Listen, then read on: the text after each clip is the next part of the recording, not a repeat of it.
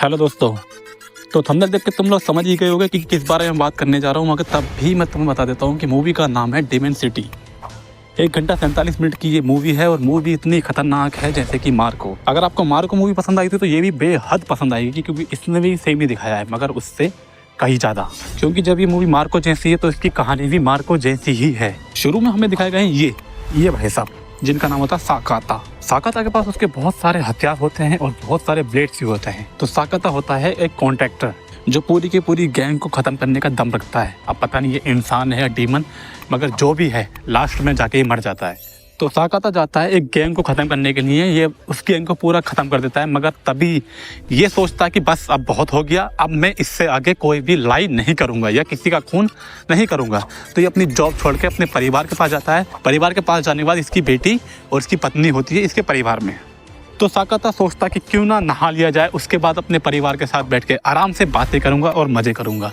मगर जैसे साकाता बाहर निकलता है नहाने के बाद तो ये देखता है कि इसके घर में कुछ बंदे आ गए हैं, मगर मास्क लगा के, बहुत सारे डेंजरस मास्क। तो ये सोफे पे बैठा हुआ आदमी बोलता है कि देखो कितने खतरनाक आदमी का कितना प्यारा परिवार है। इतना देखने के बाद साकाता बोलता है कि मेरे परिवार को जाने दो, तुम जो बोलोगे मैं वही करूँगा।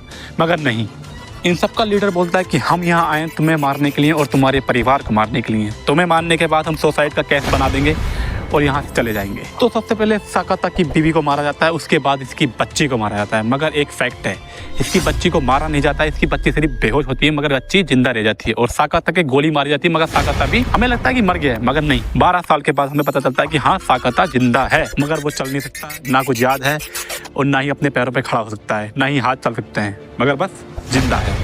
तो जो इसका दोस्त होता है जिससे शुरू में कह के गया होता है कि अब मैं कोई लड़ाई नहीं करूँगा, वो इसका ध्यान रख रहा होता है और इसके साथ में एक केयर टेकर भी होता है इसका। तो जब इसका केयर टेकर इसका ध्यान रख रहा होता है तो एक आदमी आता है, पागल शायद नहीं, पागल नहीं, इसको साकाता ने कहीं मारा होगा, इसका एक हाथ काट देता है।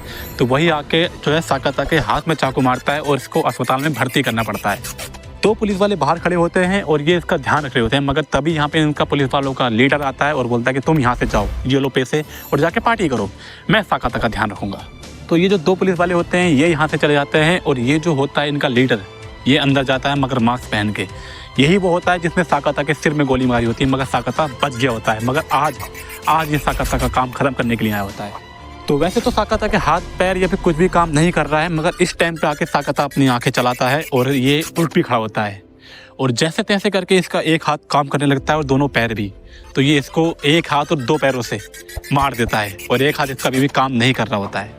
तो ये इसको मारता है और मारने के बाद बाहर निकलता है, मगर ये एक फल उठाता है जिसको ये खाते हुए जाता है। तो इसके जो है हाथ ठीक हो जाता है, दूसरा वाला भी, और इसकी जो याददाश्त होती है वो भी वापस आ जाती है कि हाँ मेरी एक बेटी थी और मेरी एक पत्नी भी थी जिसको कुछ लोगों ने मार दिया था। अब इनका मकसद है उन सबको मार के उनका बदला लेना। मगर अभी तक साकाता को पता नहीं है कि इसकी बेटी जिंदा है और उन्हीं लोगों के पास है जिन्होंने साकाता को मारने की कोशिश की थी। दूसरी तरफ हमें साकाता की बेटी दिखाई जाती है जो कि बड़ी हो गई है और अपने डैड के साथ रहती है, मतलब कि उसी गैंग के एक मेंबर के साथ रहती है जो कि उसे बड़ा कर रहा है सिर्फ अपने मजे के लिए। और ये लड़की जा रही होती है ट्रेनिंग के लिए जहाँ पे ये सीखेगी तीर चलाना। लास्ट में साकाता इसी के घर आता है और घर आने के बाद ये इसको मार ही रहा होता है, तभी इसकी बेटी साकाता के सीने में तीर मारती है और तीर मारने के बाद इसकी बेटी को जो उठा के ले जाते हैं और साकाता बाहर गिर जाता है। खिड़की के बाहर गिरने के बाद मेयर की कॉल आती है साकाता के पास। वो बोलता है कि तुम्हें अगर तुम्हारी बेटी चाहिए तो इस जगह पे आ जाओ।